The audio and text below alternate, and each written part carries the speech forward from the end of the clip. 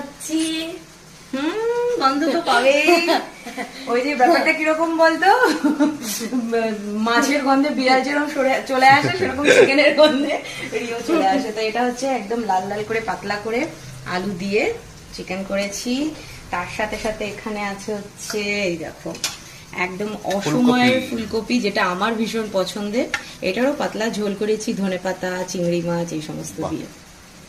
এটা আমার পছন্দের, এই ফুলকপিটা হচ্ছে আমার পছন্দের। আর এখানে তোমার পছন্দের আরেকটা জিনিসও আছে, এই যে পুঁই শাক। পুঁই শাক আজকে কিন্তু একটু ঝোল ঝোল, আজকে সবই ঝোল ঝোল করেছি। এটাও চিংড়ি মাছ দিয়ে, বেগুন, আলু, কুমড়ো সবকিছু দিয়ে, সবজি দিয়ে পুঁই শাকের ঝোল এটা করেছি। আর এখানে তো আছে এই যে পেঁয়াজ লঙ্কা, তার সাথে আজকে হাঁড়িতে করে ভাত করেছি বেশ অনেকটা। আর এর মধ্যে আছে হচ্ছে কি আছে